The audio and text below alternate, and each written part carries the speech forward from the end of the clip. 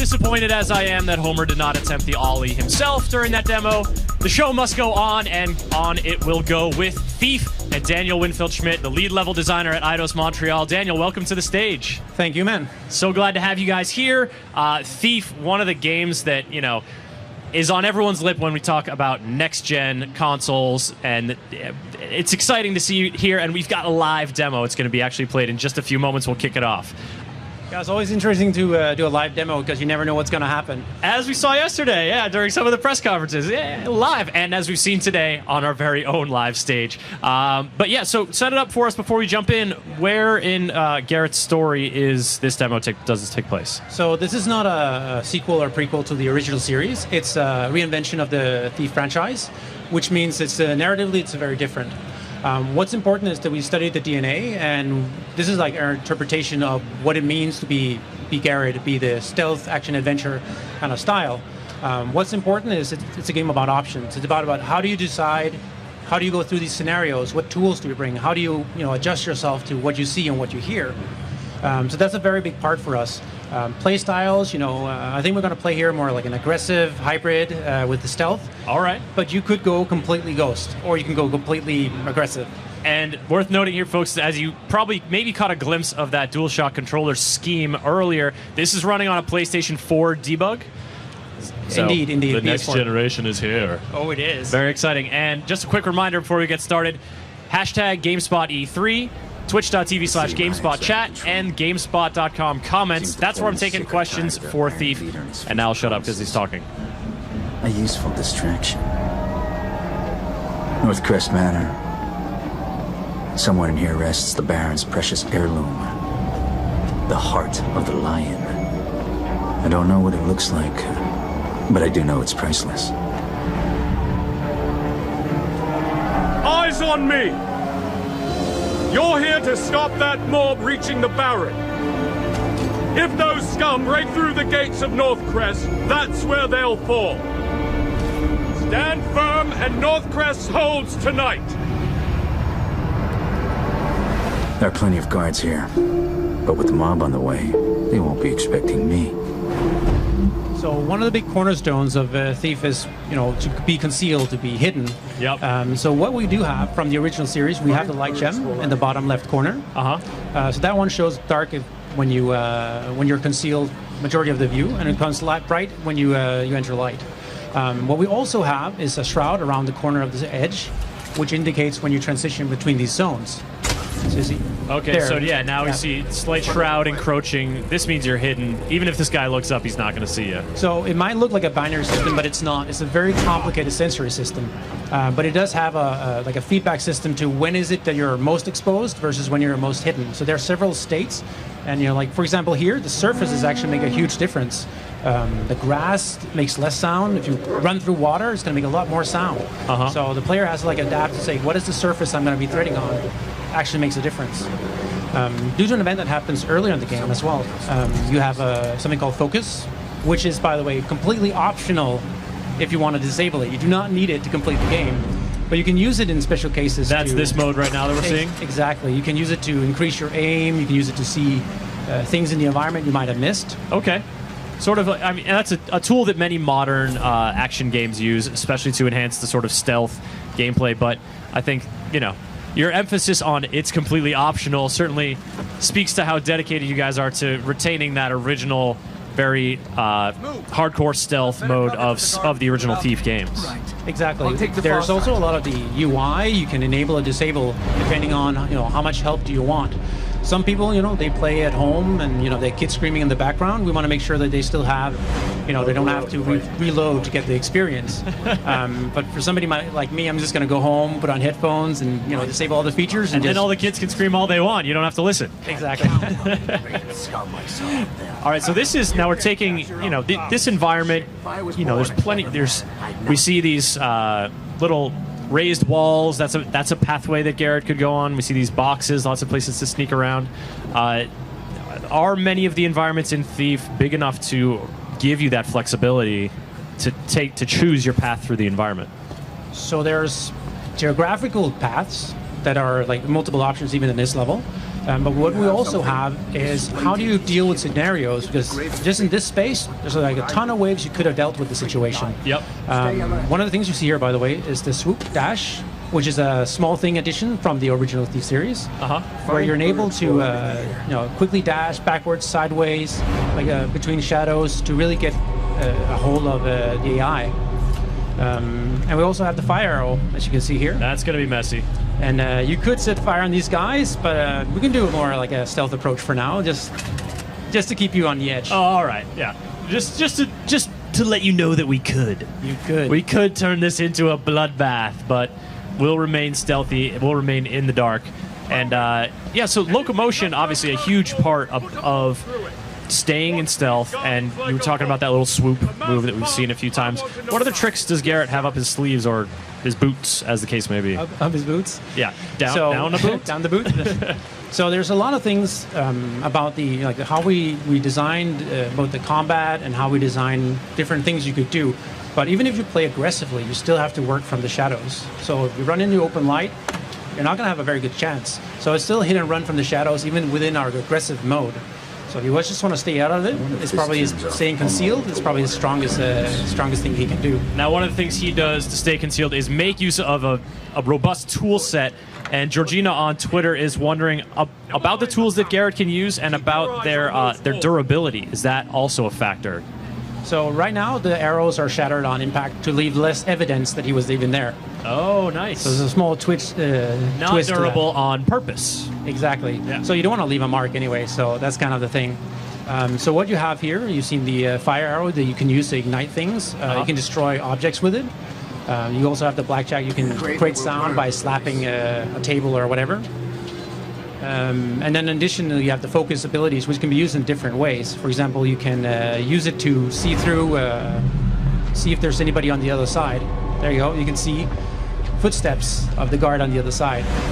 So it's not overpowerful because you can't see who it is. You can't see. You have to like pay attention to what they're doing. Yeah, you can get a little contextual clue, but it's not giving the game away. It's not showing you the entire silhouette in this case. And that was a nice little bit of robbery.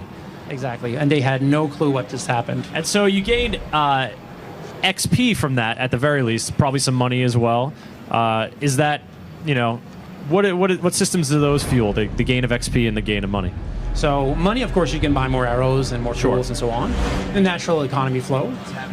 For the XP, it's more like a way of measuring how good the player is. So we think there's a lot of competitive nature, even on the dev floor. So that's a really important part for us. Also, you should notice that the focus and the health do not auto-regenerate, by the way. This is a hardcore game. Yes. In that sense, it does not auto-regenerate, which means you have to find consumables like that flower he picked up, which is a poppy flower, or health pickups that you can use then to consume to regenerate your health. Replenish those to regain your health. Yeah, but otherwise, you might find yourself in a tight spot with low health, and you got to make use of your stealth abilities to get yourself out of there. You might want to pick your battles. Yeah, pick your battles. Pick your battles. I'm checking in the Twitch chat here for some questions, and the show-off wants to know about, we've remained in stealth so far during this demo, but once you're spotted, people know you're there. You can evade, but do they ever return back to oh, he must be gone? Talk about stealth elevation, and then how long does that sort of threat level linger? So, with every next-gen game comes next-gen dog. So we have dogs too. Oh, the dog. So as you see here, he actually just caused an alert where the guards are going to oh, something happened, and they're going to start investigating, looking around, do a search pattern, and just make sure that is the danger gone? They didn't actually see you, so they will actually go back to their original. Not sure. They could be. The dog could just be getting riled up about a night squirrel. Exactly, a very evil. I think those are called rats. They're evil rat. So there are options of how they react to you when you've been there or not. So they don't actually see you, so they're assuming that the Graven, the city revolt that's going on, they're the ones infiltrating it. So you're kind of using this opportunity to sneak in to steal a precious family heirloom. That's right, because you're not the lone antagonist in this story. You're kind of a side player almost in a larger societal conflict that's going down. Exactly. You're kind of the in-between factions, whoever pays the most. So normally in the playthroughs we do here at E3, we kind of go down to a basement and kind of sneak in. But here we're going to do something a little different. We're going to... Bam. That was loud. That was loud. I was a little too far away. So what we're going to do here is go through the attic, which is a different entry point that we haven't shown so far. Intriguing. So what awaits in the attic? So what you'll see here is the rope arrow. So it's back. So people have asked if the claw replaced it. It just does not. So this is a great opportunity to gain access to certain places. Oh, yeah. Because, you know, he's a pretty adept climber, but sometimes you just need a little help from your very own rope ladder. Rope ladder, yes, excellent. So what would, you know, a thief be without a crowbar? Question just popped up on Twitter 50 seconds ago asking about the rope arrow. There you go. Boom, Derek. There you go. You got your rope arrow, Derek. You read this guy's mind. Just for you. Now we're infiltrating the attic, and so this is a hidden room. This is interesting because he's searching for something he calls the heart. That's a precious item. He doesn't know what it looks like. So the heart of the lion. So there's some information you get prior to going here. Unfortunately, this is all we're showing for now. So you infiltrate the mansion, and the mansion goes on, and he goes on. It's a pretty big mission. Okay. So you infiltrate it, and you have to find out where it is. He's hidden it somewhere. And it's about finding clues. Where could he have hidden it? Why did he hide it?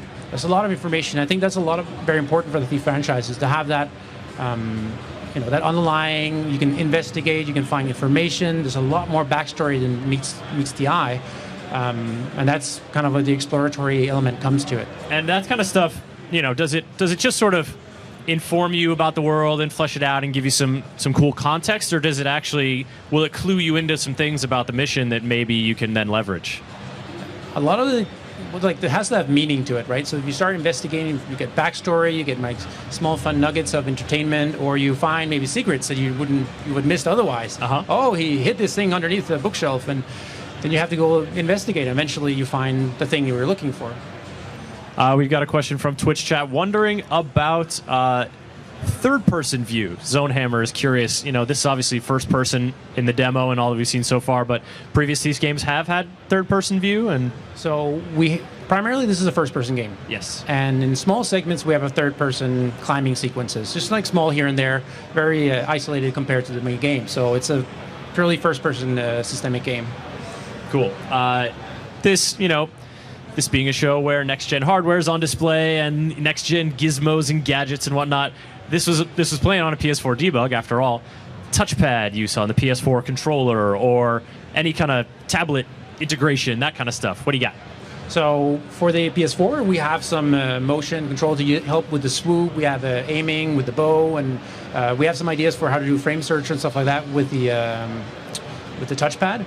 So there we have a lot of ideas right now. Right now we're not showing too much because our ideas are still, we really want to make them. They're still ideas. Impressive. You know, you need to see if they're actually going to work in a game or not, whether or not they're just neat ideas. All right, checking here on Twitter, and yeah, that dude is just super happy about the rope arrows. Will they face purely human enemies, wonders Cyber Blackjack. That's a good question. Because there's always there's that tinge of the supernatural to the Thief world. You know, it's not, no one's casting spells in your face really or anything, but there is something else going on. So there is something very important to the story that is a little mystical. We want to keep the game very grounded, to not make it too much over the top. We don't want, you know, Garrett acquiring fireballs and that kind of thing. We want to keep it very grounded. There will be variation. I'm not going to go more into it. Okay. But unfortunately, you will not see Bureks, for example. Sorry. That's all right. There's still, you know, you want to get in touch with those guys. Go Thief Legacy. All right, Daniel. Thief is coming out on what platforms, and when is it coming out? It is coming 2014 on PS4, high-end PCs, and Xbox One. Fantastic. Fully next gen, and a great showing so far at E3. Hope the rest of the show goes well for you. Thanks for joining us. Thank you so much. Cheers, folks. Now that is your look at Thief, and there's more to come from the GameSpot Stay Show today. Let me just call up the schedule and give you a little peek at what's coming up. We've got Destiny later, Call of Duty Ghosts, Daylight, Loco Cycle, but next it's going to be Beyond Two Souls. We got a brief look at that during the Sony, well, not that brief, look at it during the Sony press conference with the woman character, totally blanking on her name, going through some military exercises. We're going to hopefully see more of that and get the chance to ask questions about Beyond Two Souls when we come back to the live stage after this.